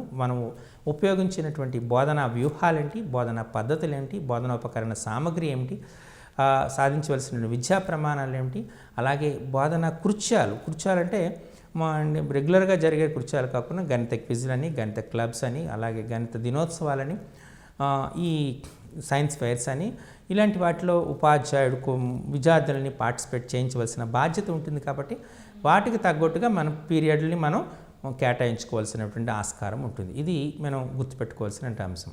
మరి అదే పాఠ్య ప్రణాళిక లెసన్ ప్లాన్ లేదా యూనిట్ ప్లాన్కి వచ్చామనుకోండి, ఈ యూనిట్ ప్లాన్లో మనం ముఖ్యంగా గుర్తుపెట్టుకోవాల్సింది ఏంటి అంటే ఆ యూనిట్ నిర్మాణం ఎలా జరిగింది, యూనిట్ని విద్యార్థి నేర్చుకోవటం వల్ల కలిగేటువంటి ప్రయోజకత్వం ఏంటి, ఆ యూనిట్కి ఉన్నటువంటి ప్రాధాన్యత ఏంటి అనేది ముందుగా విద్యార్థులకి తెలియజేయాలి. ఆ విధంగా మోటివేట్ చేయాలి, విద్యార్థికి ఆసక్తిని పెంపొందించవలసి ఉంటుంది. అలాగే ఇందులో మనం తీసుకున్నప్పుడు అంటే 2015కి ముందు 2015 తర్వాత వచ్చినటువంటి భేదాలను కూడా మీకు క్లారిటీగా చెప్పాం. ఇందులో అది మనము ఏ లక్ష్యాన్ని సాధించాలి అనుకుంటున్నామో అది రాస్తాం, ఇక్కడ ఏ విద్యా ప్రమాణాన్ని రాస్తున్నామో చేస్తాం. ఓ పాఠ్యాంశంలో ఉన్నటువంటి సబ్ యూనిట్స్ ఏమిటి, ఒక యూనిట్లో ఉన్నటువంటి సబ్ యూనిట్స్ ఏమిటి, ఒక్కొక్క సబ్ యూనిట్ని ఏ బోధనా పద్ధతి బోధనా వ్యూహం ద్వారా మనం చెప్పబోతున్నాం, దానికి కావాల్సినటువంటి బోధనోపకరణ సామగ్రి ఏంటి, అలాగే బోధనా వ్యూహం ఏంటి అనేటువంటిది మనం మెన్షన్ చేయవలసి ఉంటుంది. అలాగే ఒక్కొక్క సబ్ యూనిట్కి ఎన్ని పీరియడ్ని కేటాయించమైనటువంటిది కూడా నిర్ణయించవలసి ఉంటుంది. ఇలా మనం ఈ పాఠ్యాంశ రచన చేస్తే దాన్ని మనం పాఠ్య ప్రణాళిక అనేటువంటి అంటాం. అలానే పీరియడ్ ప్లాన్ అనేటువంటిది ప్రస్తుతం పీరియడ్ ప్లాన్ అనేటువంటిది ట్రైనింగ్లో ఉన్నటువంటి విద్యార్థులకు మాత్రమే వాడుతున్నాం. మనకి ఏమైనా ఇన్స్పెక్షన్స్ అయ్యేటప్పుడు ఈ పీరియడ్ ప్లాన్ వాడుతున్నాం. దానికి బదులుగా మనం టీచింగ్ డైరీ అని వాడుతున్నాం. అంటే ఒక ఉపాధ్యాయుడు ఒక రోజులో చెప్పవలసిన పీరియడ్ల సంఖ్య 5 ఉంటే అతను మొదటి పీరియడ్ ఏ తరగతికి చెప్పాడు, ఏ పాఠ్యాంశం చెప్పాడు, రెండో ఏ తరగతికి చెప్పాడు, ఏ పాఠ్యాంశం చెప్పాడు, అలా తనకున్న 5 పీరియడ్లో ఏ తరగతులకు ఏ పాఠ్యాంశాల్లో ఉన్నటువంటి సబ్ యూనిట్స్ని చెప్పాడో దాన్ని మెన్షన్ చేయవలసి ఉంటుంది. అంటే మనకు అది పీరియడ్ ప్లాన్ కావచ్చు, పాఠ్య ప్రణాళిక కావచ్చు, లేదా వార్షిక ప్రణాళిక కావచ్చు, నిర్దిష్టంగా సాంకేతిక పరంగా ఒక తార్కిక కలిగినటువంటిది ఉండాలి. అవి నిత్యము మార్పు చెందుతున్నట్టుగా ఉండాలి. అంటే ఎల్లప్పుడూ ఒకే బోధనా పద్ధతి ద్వారా విద్యార్థులకు బోధిస్తాడు అన్నటువంటి సాధ్యం సరైనది కాదు. ఎల్లప్పుడూ ఒకే బోధనా వ్యూహాన్ని ఉపయోగిస్తామన్నట్టు కూడా సరైనది కాదు. ఒక్కొక్క పాఠ్యాంశం యొక్క క్లిష్టతను బట్టి కూడా మనం ఈ బోధనా వ్యూహాలు బోధనా పద్ధతులు అనేటువంటి మారుతూ ఉంటాయి. మీకు క్షేత్రమితికి సంబంధించినటువంటి బోధన జరగాలంటే జనరల్గా మనం చేసినటువంటి దాన్ని మనం ఈ జియోజెబ్రా అనేటువంటి సాఫ్ట్వేర్ని ఉపయోగించి క్షేత్రమితి అంశాన్ని చాలా సులభంగా చేయొచ్చు. అలాగే పెయింట్ 3D ద్వారా కూడా మనం చేయొచ్చు. అలాగే రేఖాగణిత శాస్త్రానికి సంబంధించినటువంటి అంశాలను బోధించాలంటే మనం ముఖ్యంగా మన రేఖాగణితం అనగానే జియోజెబ్రా కాన్సెప్ట్ని మనం వాడడం చేసుకుంటుంది. అలాగే మనం ఉపయోగించినటువంటి ఈ రకరకాల సాఫ్ట్వేర్స్ని కూడా మనం ఉపయోగించి కూడా చేయొచ్చు. ఫ్లాష్ వేర్ అనేటువంటి టెక్నాలజీ సాఫ్ట్వేర్ ద్వారా కూడా మనం ఉపయోగించవచ్చు. విద్యార్థుల యొక్క పార్టిసిపేషన్ ఎక్కువగా ఉండేటట్టు పాఠ్య ప్రణాళిక రచన జరగాలి. ఇది చాలా ఇంపార్టెంట్. కృత్య ఆధారిత బోధన ఉండేటట్టుగా ప్రయత్నం చేయాలి. అలాగే శిశు కేంద్రీయ ఆధారంగా ఉండేటట్టుగా చేయాలి. అంటే ఇక్కడ చైల్డ్ సెంటర్నెస్కి ఎక్కువగా ఇంపార్టెన్స్ ఇవ్వాలి. అలాగే మనకు కృత్య ఆధారిత ఎక్కువగా ఉండాలి. విద్యార్థుల యొక్క పార్టిసిపేషన్ అనేటువంటి ఎక్కువగా ఉండాలి. ఉపాధ్యాయుడు నిరంతర విద్యార్థిగా రిసోర్స్ఫుల్గా ఉండాలి. చాలా ఇన్ఫర్మేషన్ని గ్యాదర్ చేసుకుంటూ ఉండాలి. విద్యార్థులు తన బోధన ద్వారా గణితం పట్ల ఆసక్తిని అనురక్తిని పెంపొందించే విధంగా ఉండాలి. ఈ రకంగా బోధన సాగించాలంటే తరగతి గది ఆహ్లాదకరమైనటువంటి తరగతి గదిగా ఉండాలి. అంటే మనం తరగతి గదిని ఎప్పుడూ కూడా గణిత సామగ్రితో అలంకరించేటట్లు చేయాలి. మనం వాల్ హ్యాంగింగ్స్లో మనం వివిధ రకాలైనటువంటి గణిత ఆకృతులను చేయాలి. అలాగే గణిత శాస్త్రవేత్తల యొక్క పటాలని వాళ్ళ యొక్క జీవిత చరిత్రని తరగతి గదిలో వ్యక్తీకరించాలి. విద్యార్థులను ఆల్వేస్ మనం ఎంకరేజ్ చేసేటట్టుగానే ఉండాలి. పాఠ్యాంశ రచనలో వాళ్ళ యొక్క భాగం కూడా మనం ఉండేటట్టుగా ప్రయత్నం చేయాలి. అలాగే మనం తీసుకున్నప్పుడు మెంటరింగ్ని కూడా ఉపయోగించాలి. అంటే బాగా చదివిన విద్యార్థికి కూడా ఆ పాఠ్యాంశాన్ని బోధించేటువంటి అవకాశం ఇవ్వగలగాలి. తద్వారా బోధన నైపుణ్యాలను విద్యార్థులకు కూడా పెంపొందించేటట్టుగా అతని యొక్క ఆత్మస్థైర్యం పెంపొందించే విధంగా ఉండాలి. విద్యార్థులలో ఉన్నటువంటి అలాగే రెమిడియల్ టీచింగ్ అనేటువంటిది చాలా అవసరం. ఉపాధ్యాయుడు అనేటువంటి వాడు రెమిడియల్ టీచింగ్ కూడా తన పాఠ్య ప్రణాళికలో పొందుపరుచుకోవాల్సి ఉంటుంది. అంటే ఒక విద్యార్థి ఏ సందర్భంలో ఎక్కువగా తప్పులు చేస్తూ ఉన్నాడు, దానికి గల కారణాలు ఏంటి విశ్లేషణ చేసి ఆ తప్పులు చేయకుండా ఉండడానికి ఏ అంశాలని మనం ప్రాతిపదికగా తీసుకోవాలనేటువంటిది అవసరం ఉంటుంది. అలాగే వివిధ ప్రశ్నావళిని కూడా నూతన ప్రశ్నలు మీరు చూస్తే నూతన ప్రశ్నలు అనేటువంటిది తయారు చేయటువంటి చాలా ఒక నైపుణ్యం. సో నూతన ప్రశ్నలను తయారు చేసే విధంగా విద్యార్థికి కాన్సెప్ట్ని ఇచ్చేటట్టుగా పాఠ్య ప్రణాళిక అనేటువంటిది అవసరం. ఎందుచేతంటే నూతన ప్రశ్నలు తయారు చేయడం అనేటువంటిది ఫార్మేటివ్ అసెస్మెంట్లో ఒక భాగం. కాబట్టి విద్యార్థి అలాగే ఈ ముఖ్యమైన 4 టూల్స్ అనేటువంటిది అంటే రాత పని, అలానే ప్రాజెక్ట్స్ కూడా చేసి వీటన్నిటిని కూడా దృష్టిలో ఉంచుకొని పీరియడ్ని కేటాయించుకోవడం జరగాలి. సో ఇది సాంకేతికపరమైనటువంటి చాలా ఛాలెంజ్తో కూడిన ప్రక్రియ కాబట్టి ఉపాధ్యాయుడు జాగ్రత్తతో మెలిగి వీటి అంశాలని చేయవలసి ఉంటుంది. ఇవి ఒక సమర్థవంతమైనటువంటి ఒక పాఠ్యాంశ బోధనకు ఉపయోగించేటువంటి బోధనా ప్రణాళిక. నమస్కారం.